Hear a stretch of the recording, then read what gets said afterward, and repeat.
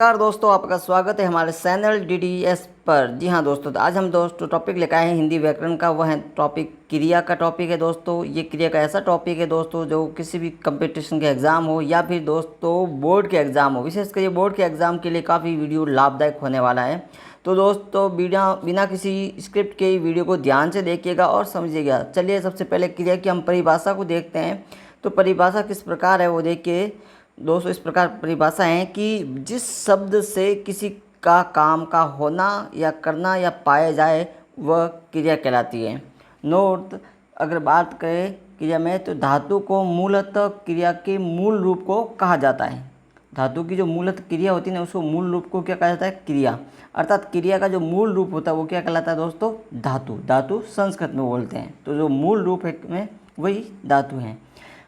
तो ये थी इसकी दोस्तों परिभाषा। और क्रिया का निर्माण कैसे करें तो देखिए, यदि आपको शॉर्ट ट्रिक में बताए दोस्तों, ये हमारे द्वारा हाथ से बनाए गए नोट्स और वेरी इंपॉर्टेंट है। ये माध्यमिक शिक्षा बोर्ड, नवीन हिंदी व्याकरण के या अन्य किसी कंपटीशन से लिए गए स्रोत से हैं। ये दोस्तों ऑथेंटिक नोट्स बनाए गए हैं, किताबों से लिए गए नोट्स हैं। तो देखिए दोस्तों, धातु में यदि आप ना शब्द जोड़ दो, क्या शब्द जोड़ना है? ना जोड़ने से क्रिया बन जाती है। जैसे धातु दे दिया आपको चल, पीछे ना लग जाएगा तो क्या हो जाएगा? चलना। पढ़ धातु में ना लगा दो तो हो जाएगा पढ़ना। हंस धातु में ना लगा दो हंसना। रो धातु के अंदर ना लगा दो तो हो जाएगा रोना। यानी किसी भी धातु के पीछे क्या ना लगा दो। वेरी इंपॉर्टेंट है, ये प्रश्न बनते ही बनते हैं। क्रिया के भेद या प्रकार की बात करें दोस्तों, तो मुख्यतः जो क्रिया की जो अर्थ के आधार पर दो भेद होते हैं। क्रिया के दो प्रकार के होते हैं। रचना या बनावट के आधार पर यदि बात करें तो दो प्रकार हैं। एक होती है साक्रामक, दूसरी होती है आक्रामक। वेरी इंपॉर्टेंट है, बोर्ड के एग्जाम तो ये प्रश्न आते ही आते हैं दोस्तों। अगला है दोस्तों आपके सामने साक्रामक क्रिया की परिभाषा देखते हैं। जिस क्रिया में कर्म या कर्म होने की संभावना हो, उसका क्रिया का प्रभाव सीधा कर्म पे पड़े तो वह क्रिया, कर्म की संभावना पड़े तो वह क्रिया साक्रामक कहलाएगी। अर्थात जिसमें कर्म प्रदान हो। उदाहरण के तौर पर राम फल खाता है, तो मुख्य जो कर्म क्या है दोस्तों? फल। कर्म क्या है? फल। तो क्रिया भी किसके अनुसार आएगी? कर्म के अनुसार। फल खाता है। राम गाना गाता है, तो राम गाना के अनुसार क्रिया आएगी गाता। राम पत्र लिखता है, तो पत्र के अनुसार आएगी लिखता है। तो जो भी क्रिया है वो किसके अनुसार आती है दोस्तों? कर्म के अनुसार। किसके अनुसार? कर्म के अनुसार। तो वो क्रिया क्या हो जाएगी? साक्रामक क्रिया। और यदि पूछे आपको आक्रामक क्रिया की परिभाषा, तो जिस क्रिया में कर्म प्रदान ना होकर उसका फल प्रभाव सीधे सीधे कर्ता पे पड़े तो वो क्रिया क्या कहलाएगी? आक्रामक क्रिया। ट्रिक, अगर काम खुद पर हो रहा है तो वह क्रिया किसका है? वो कहलाएगी आक्रामक क्रिया। हम ट्रिक के साथ में शानदार हाथ से बनाए हुए नोट्स हैं दोस्तों, आप इन्हें ध्यान से देखिए और समझिए। उदाहरण के तौर पर हंसना, जागना, रोना, सोना, नाचना, ओढ़ना, पीचना, ये सभी जो काम अपने खुद के ऊपर हो रहा है तो वो क्या कहलाएगी? आक्रामक क्रिया। अब क्रिया के कुछ अन्य भेद देखते हैं दोस्तों। तो इसके अन्य भेद 6 प्रकार के होते हैं।